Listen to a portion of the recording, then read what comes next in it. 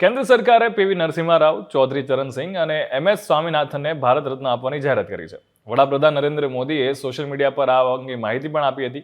હવે આ ત્રણ મહાનુભાવો કોણ છે, ચલો એના વિશે વાત કરીએ. સૌથી પહેલા વાત કરીએ, ચૌધરી ચરણ સિંહ દેશના 5મા અને નરસિમ્હા રાવ દેશના 9મા વડાપ્રધાન હતા. અને જ્યારે સ્વામીનાથનની વાત કરીએ તો એમને ગ્રીન રેવોલ્યુશનના પિતા તરીકે કહેવામાં આવે છે, કે જે એક સાયન્ટિસ્ટ પણ હતા. સૌથી પહેલા વાત કરીએ ચૌધરી ચરણસિંહ વિશે. દેશના પૂર્વ વડાપ્રધાન ચૌધરી ચરણસિંહ ભારત રત્નથી સન્માનિત કરવામાં આવી રહ્યા છે. અને આ સન્માન દેશ માટે એમના અજોડ જે યોગદાન આપ્યું છે એને સમર્પિત છે. હવે એમનું આખું જીવન છે એ ખેડૂતોના અધિકારો અને એમના કલ્યાણ માટે સમર્પિત રહ્યું છે. હવે ચાહે ત્યારે ઉત્તર પ્રદેશના મુખ્યમંત્રી હોય કે પછી દેશના ગૃહમંત્રી હોય, ધારાસભ્ય હોય, હંમેશા એમણે રાષ્ટ્ર નિર્માણને પ્રોત્સાહન આપ્યું છે.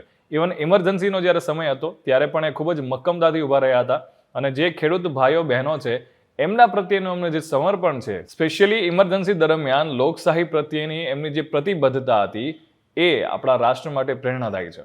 વાત કરીએ બીજો જેમને આપવામાં આવ્યો છે ભારત રત્ન આ વર્ષે, નરસિમ્હા રાવ. નરસિમ્હા રાવની વાત કરીએ તો એમનો વડાપ્રધાન તરીકેનો જે કાર્યકાળ હતો એ બહુ જ મહત્વપૂર્ણ પગલાં દ્વારા ચિહ્નિત કરવામાં આવ્યો હતો.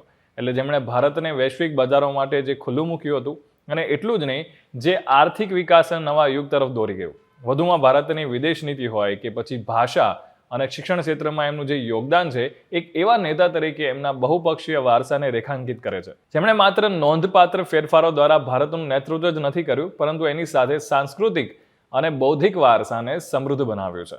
વાત કરીએ ડોક્ટર MS સ્વામીનાથનની. એમણે પડકારજનક સમયમાં ભારતને કૃષિમાં આત્મનિર્ભરતા હાંસલ કરવામાં મદદ કરવામાં મહત્વપૂર્ણ ભૂમિકા ભજવી છે. ભારતીય કૃષિના આધુનિકરણ તરફ ઉત્કૃષ્ટ પ્રયાસો કર્યા છે.